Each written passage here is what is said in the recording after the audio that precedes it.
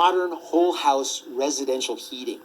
The furnace, with heat distributed by forced air, the boiler, with heat distributed by circulating water, and the heat pump, usually with forced air distribution as well. The furnace distribution, illustrated here, is the most common heating system used in North America.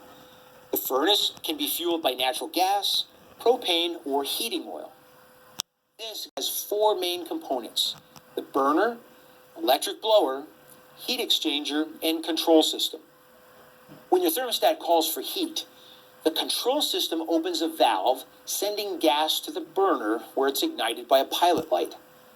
Outside air is drawn by natural convection through an intake pipe to provide oxygen for combustion. The resulting hot combustion gases flow upward through the heat exchanger and are then exhausted out through a stack that extends through the roof or wall. Meanwhile, once the burner is going strong, the blower switches on, drawing air from the main return duct through a filter and then up through the heat exchanger where it's heated by those exhaust gases rising up from the burner. This stream of hot air is then propelled by the blower into the main supply duct called a plenum. And by the way, the term blower refers to a centrifugal fan, one in which air enters here along the axis of rotation, then is accelerated radially by the spinning blades of an impeller, and then exits the housing tangentially, like this. Blowers are quite common in many types of heating, ventilating, and air conditioning equipment. Now note that two completely separate streams of air are moving through the furnace. Combustion air, which originates outside the house, feeds the flame and then is exhausted through the stack. And circulating air, which originates from and returns to the home's occupied spaces.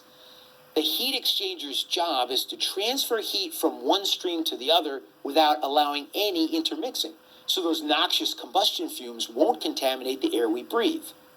This heat transfer occurs primarily by conduction through the heat exchanger's metal walls.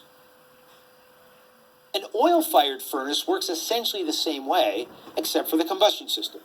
Here, a motor-driven pump sends heating oil to a burner, which sprays fine droplets of fuel into a combustion chamber, and then ignites the fuel-air mixture with high-voltage electrodes.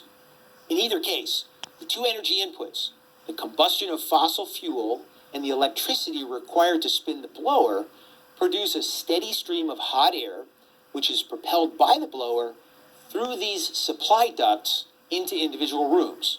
And then heat transfer occurs by forced convection. In many homes, the distribution ducts are partitioned into two or more zones, each with its own thermostat, so that different areas of the house can be maintained at different temperatures. The flow of hot air into each zone is regulated by a damper, which is controlled by signals from a zone control panel, as shown here.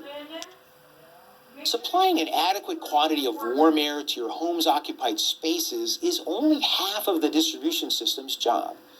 To maintain proper circulation, an equal quantity of air must be pulled back to the furnace through a parallel set of return ducts, again propelled by the blower.